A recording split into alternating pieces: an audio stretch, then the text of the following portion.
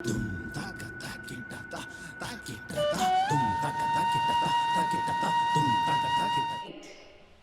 I failed my first competition, my first dance competition, I was very angry. I just thought the judges weren't fair. I thought surely they just didn't know what they were doing. I felt I was the best dancer. And I really wanted to quit the dance school that I was going to. And I hated, that's a strong word, I hated that teacher that was teaching me the dance at that time. I went home and I told my mum, I'm never going to go back to that dance school again. I don't think that teacher's fair. And I don't think they knew what they were doing. Of course I'm a great dancer. How could I not win the competition? My mum was a clever mum. She is. She said, okay, let's go to the teacher again. Let's go and tell her that we're not coming back to the school ever again. Little did I know that this was a little trick. She took me to the school, and all the way, I still remember, I said, Mum, I'm never going to go back to that teacher, right? You know we're going there to quit the classes. She said, yes, let's just go and tell that to your teacher. So I went there, and believe me, till date, the only one person that I'm absolutely scared of is my dance teacher. So once I get there, I looked at her and she was smiling, and I wanted to tell her that I'm not coming back to your dance classes. But of course, I didn't have the guts to say that. And I'm pulling my mum's dress and I'm saying, Mum, tell her what we're going to tell her. So then my mum tells, well, Aarti's saying she's not going to come to your classes again because the competition that she participated in was not fair, and she doesn't think that the judges knew what they were doing. So she's going to quit the classes. And I still remember, I was 8. The teacher smiled at me. She took my hand and made me sit on her lap. And she said, let this be your first loss. Learn to lose, and you will know what winning feels like. She told me, with age, the dance will get better, but you have to remember to give its time. Dance is something that you will learn with life. Your splits might get worse. Your bending, your back bends might become worse as you grow older, but your dance will get better.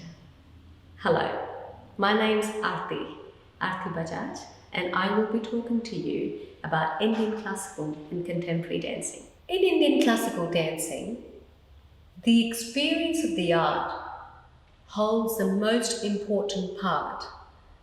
And according to the scholars, there are 2 different ways where you can experience or you can feel the experience of the art, namely Shravya and Drishti, which means, Drishti means eyes, what you see, the visual experience is Drishti, and Shravya is the oral and audible. So what you speak and hear is Shravya. So it's very important for a dancer to give a wholesome experience, both for themselves and for the audience. What you feel and how you propagate that to your audience, and at the same time, what does the audience see, hear and feel, together combining gives a full experience of a dance. Now let's go to one specific dance form, which is Bharatnatyam, which is supposed to be one of the oldest Indian classical dance form. That is the dance form that I specialize in.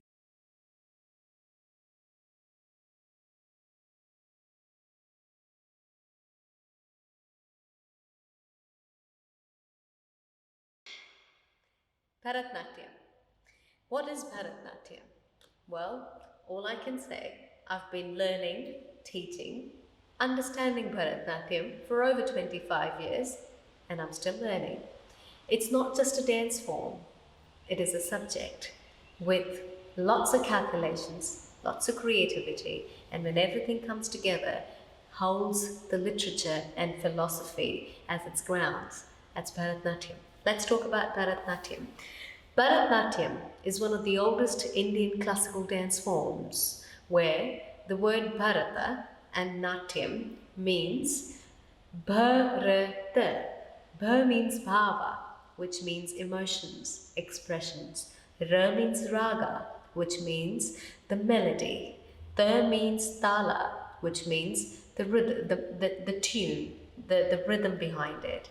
And Natyam means dance form. So it's a dance form that has bhav, rag, tal, which is expressions, emotions, melody, and rhythm. It follows a scripture or the theory that Bharatanatyam follows or takes its legends from or its calculations from, its grammar from, is called Natya Shastra. Natya Shastra was written between 200 BC and 200 AD. It's a very, very ancient scripture which is written by the scholar named Bharata Muni.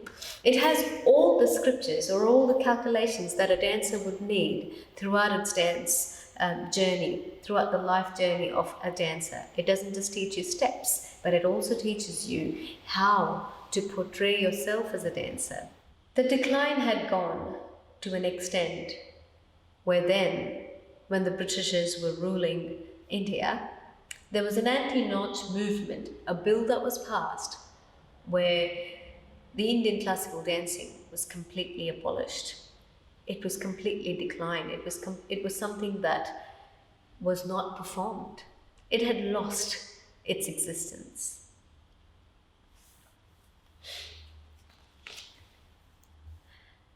But with every loss, with every downfall, there arises another Renaissance period, or you could always say like a phoenix that rises from its ashes.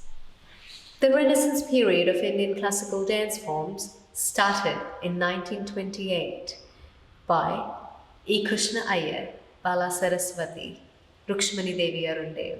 A lot of efforts went in to again revive the respect into the society for this beautiful dance form.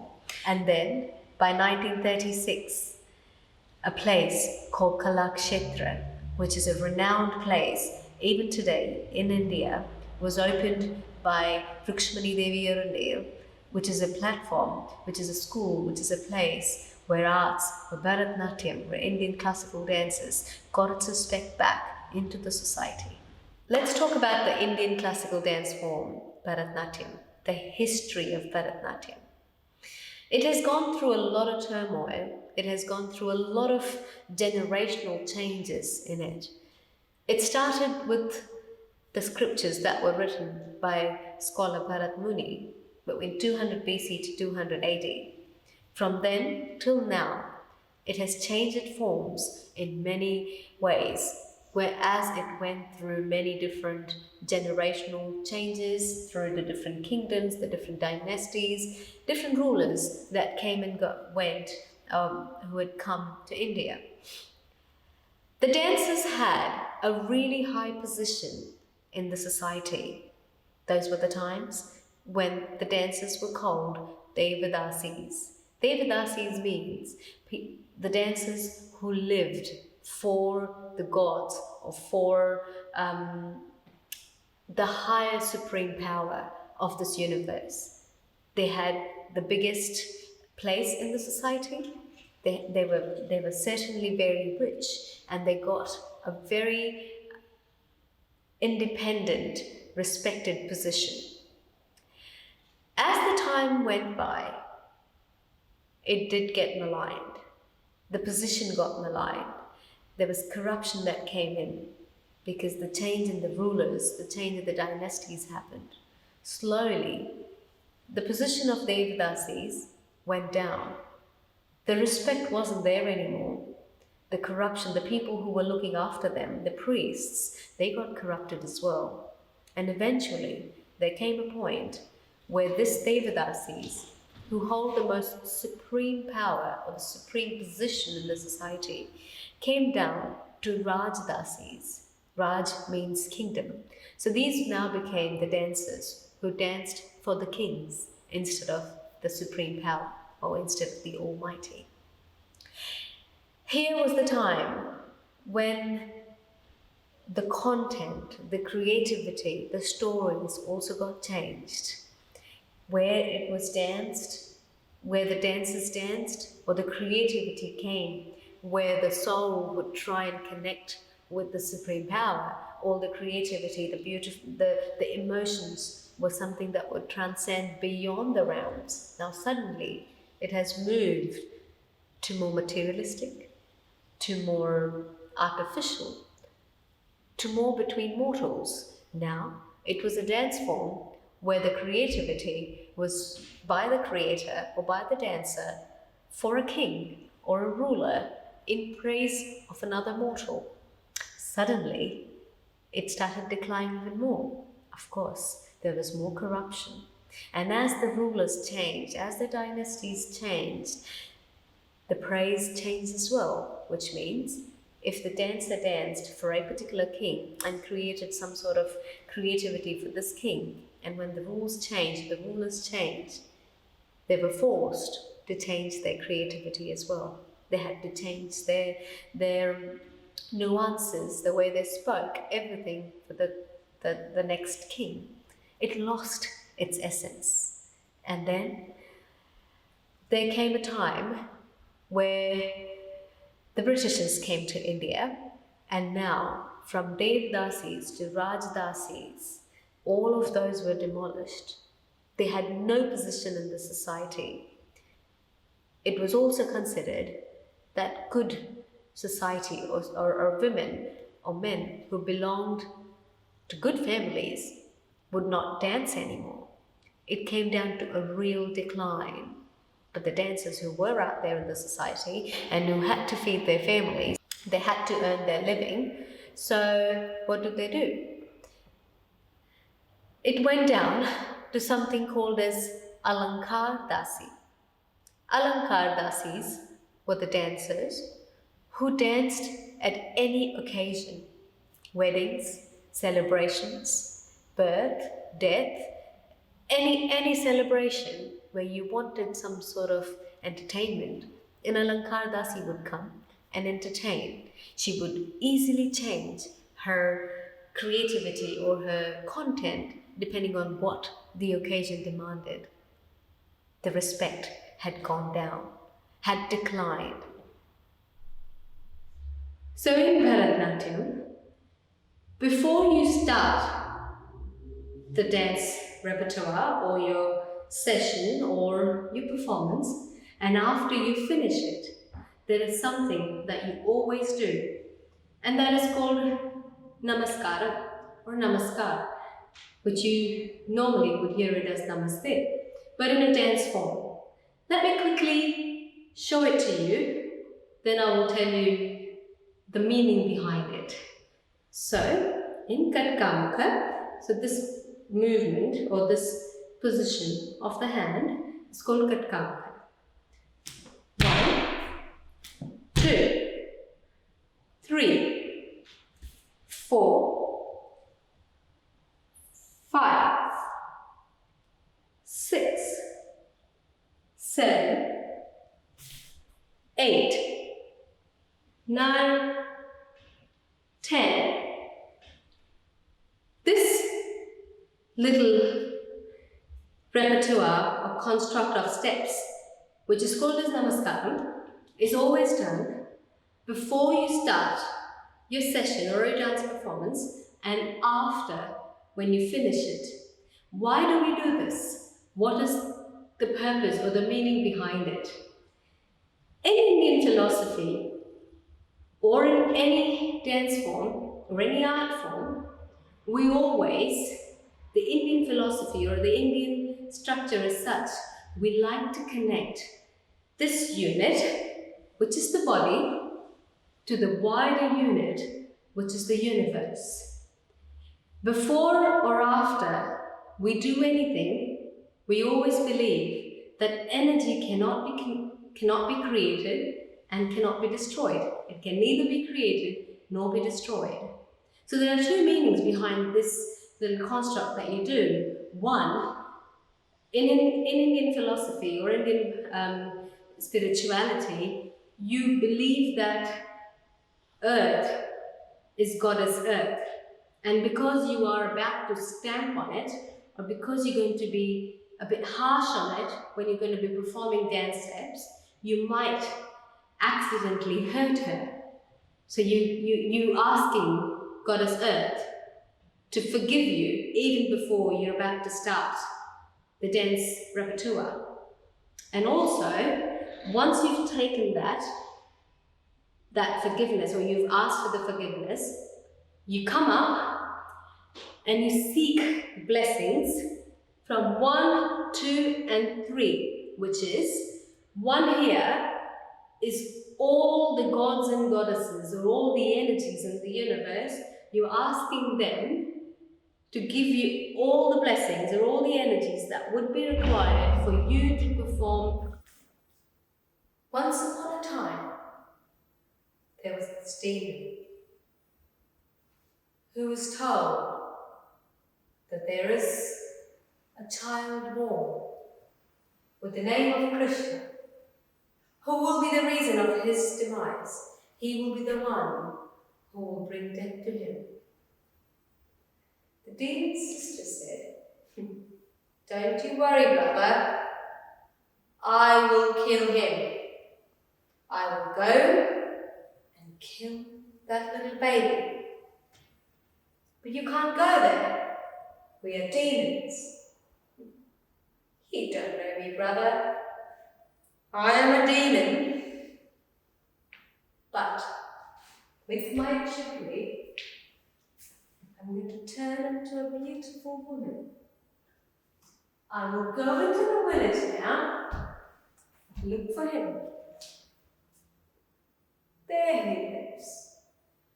I have come from really far because I've heard that there's a baby who's as glorious as gods. I've come to give my blessings to him. Can I please have a look at him?" "There he is. Thank you. Can I please see him by myself?" "Thank you." Aha! So here you are. They say that you're going to kill my brother. Come here, little baby. When no one's looking, I'm just going to move my drape. Bring you next to my chest. And feed you my poisoned milk. Once you drink it, you'll be dead.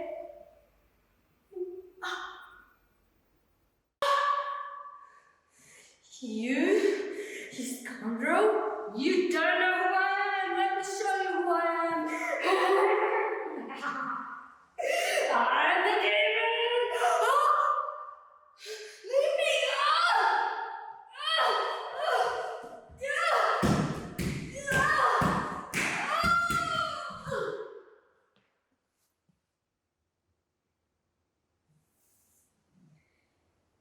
And this is how little baby Krishna took the life out of the demon.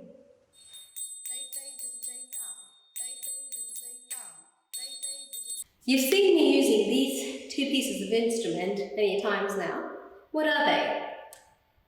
They're called Natuangam. It's Tatakali and Falak, made up of just wooden pieces. And this is made up of iron and brass. So one's iron and one's brass. These are to give the beats or the rhythm to the dancer.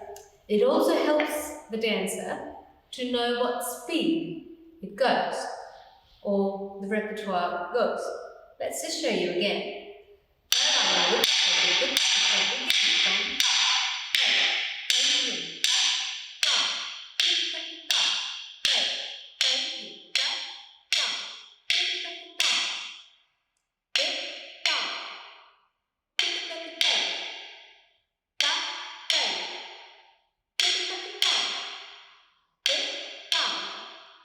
the dancer gets to know which beat, where, how.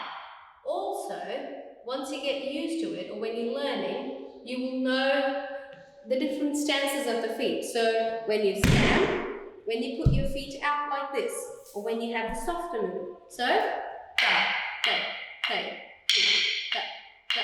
So whether I am stamping it, or whether I have a soft tone. These beats tell you. So, Ratuangam, when the dancer learns to compose or to put things together in a dance form, becomes a very important part of their learning. 1, 2, 3, ta, ke, ta, tarang, takatati. What's the difference between Indian classical dancing and Western ballet? Or what is the main important key that makes Indian classical dancing so different from any other dance form? In Indian classical dancing, the dancer or the emotion or the expression cannot be just conveyed with the body, or just with the limbs. Every part, the entire human body, the surroundings, the platform that you're using, everything becomes the part or becomes the tool. The Indian classical dancer, while performing an Indian classical dance, cannot detach the face, the eyes, the limbs, the fingers, the eyebrows, the lips, the flicker in the lip, the little eyelashes, the eyelids, the eyeballs, from the big arm movements to the big leg movements. Yes, we have different components that while you're training, you learn how to control and how to use every part of your body. All of it becomes as one unit. So, when you're telling a story, or when you're telling or performing a repertoire, you use hand gestures, which are called hasta vinyoga. Hasta means hand, vinyoga means movements. So you use different hand movements to convey your story. There are two different categories of hasta vinyoga. Asayukta hasta mudra, sayukta hasta mudra. Asayukta hasta mudra. Asayukta means one hand gesture, something that is not together. So one hand gestures, you have set of those, then sayukta hasta mudra, which is two hand gestures. Sayukta means together. So you have two hand gestures that fall in that category as well. Let me give you some examples, like pataka, tripataka, ardhapataka, kartari mukha. So these are asayukta hasta mudras, just a few that I have demonstrated. So pataka is flag. Tripataka is 1/3 of a flag. Ardhapataka is half of a flag. This is just one hand gesture, pataka. But when pataka wants to be used and various other forms, then each of this hand gesture has various other things that you can use it for. For example, I'm only going to use pataka, and how many different ways can I use pataka? Natyarambhe varivahe vane vastu nishedane kuchasale. So what did I do? There are many more. So, a pataka, which in its specific form means flag, can be used in many different forms, like beginning of a dance, natyarambhe, varivahe, a dense forest, vane, vastu nishedane, when I don't want something. So a hand gesture, one, which is pataka, can be used in various different forms and language for dance. So we spoke a little bit about hand gestures. So now let's go to the head movements. The movements of head are called Shirobheda. Shir means head, Bheda means movement. Let me show you some. Samam, Udvahitam, Adhomukham, Alolitam, Thutam, Kampitam cha, Paravrittam, Ukshiptam, Parivahitam. So these are different head movements. Let me show you some neck movements. It's called Griva Bhed. Griva means neck, Bhed means movement. Sundarishcha Tiraschina Tataiva Parivartita Prakampitam cha. Like that, you have lots of head movements. Similarly, we have a language for eyes, which is called Drishti Bheda. Drishti means eyes, Bhed means movements. Similarly, we have feet movements or leg movements, which is called Pada Bheda. Pada means feet, Bheda means movement. So each of the limb or each of the periphery, each of the component of this unit called body learns a language or has a language when put together, comes into repertoire.